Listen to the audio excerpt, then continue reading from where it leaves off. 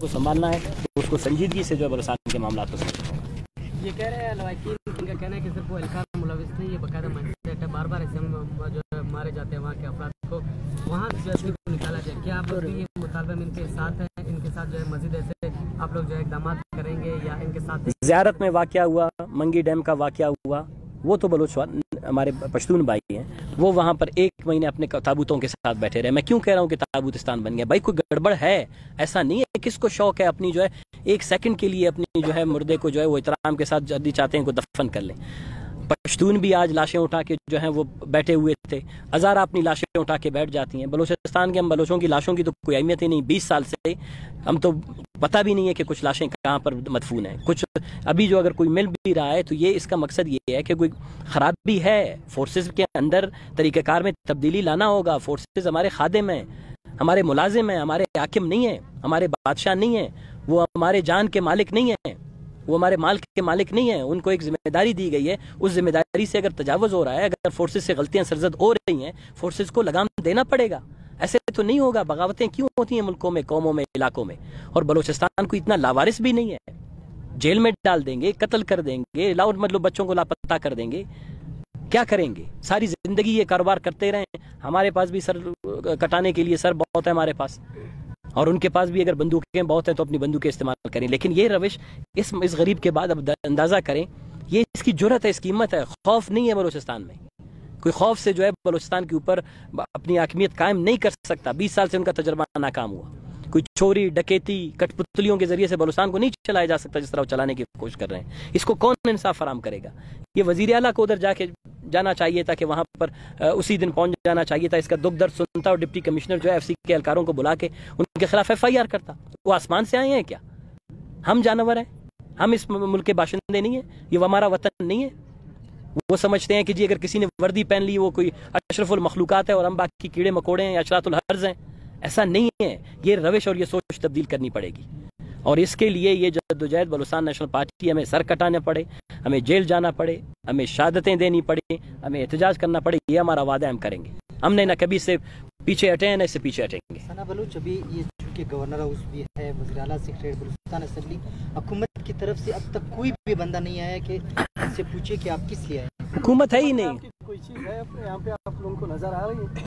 अगर हुकूमत नाम की या रियासत नाम की कोई चीज़ नजर आती तो इस चौक पे ये पहली मरतबा नहीं है जो ताबूत 3 दिन पहले यहाँ, अब कुछ दिन पहले भी यहाँ पे लाशें पड़ी थी। अगर हुकूमत नाम की, रियासत नाम की कोई चीज़ होती तो आज ये ताबूतें इस चौक पे पड़ी नहीं होती। इन पे यही इल्ज़ाम लगाया जा रहा है कि आप लोगों के जो बच्चे थे वो बम से खेल रहे थे, लेकिन ये जो चाचा है वो कहता है कि हमारे पास खाने के लिए पैसे भी नहीं है, हमारे पास बच्चों को पढ़ाने के लिए पैसे भी नहीं है। हम किस तरह अपने बच्चों के हाथ में बम दे सकते हैं? पहनने के लिए जूते नहीं है भाई, खाना पीना तो अपनी दूर की बात है। जिसके पाँव में पहनने के लिए जूते ना हो, वो चलो 5 मिनट के लिए हम फर्ज कर लेते हैं, उनका वर्जन ही सही है। लेकिन क्या ये तरीकाकार है कि आप उसके साथ आप बनाएं, जुडिशल कमीशन बनाएं, इंक्वायरी करवाएं। आप अगर कल परसों वहाँ पर मोअज़्ज़िज़ जज साहिबान गए हैं, उनकी अपनी आप बात सुन ले, वो कहते हैं कि शहरियों को इंसाफ फराम किया जाना चाहिए, तरीका गलत है। तो ये मतलब पहली दफ़ा तो नहीं है। देखें, लाशें गिरती हैं, लोग लापता होते हैं, कहते हैं हमें पता नहीं है, बच्चे मारे जाते हैं, मर जाते हैं, कहते हैं वो खिलौने से खेल रहे थे, कोई और होता है मारा जाता है, कहता है वो तकरीबकार है। इस तरह नहीं होगा। कानून निकल देखें, अल देखें, बलूचिस्तान में ये जो जद्दोजहद है, ये जो जारी है, उसका बुनियादी मकसद यही है कि इस्लामाबाद के जो लोग हैं या हाकिम हैं, हुक्मरान हैं, उनको ये बताना, बता के तक गए हैं कि हम भी शहरी हैं। जो आईन और कानून में दिया गया है, क्यों आप हमारे ऊपर इतनी ज्यादा फोर्सेस की पैरवी है?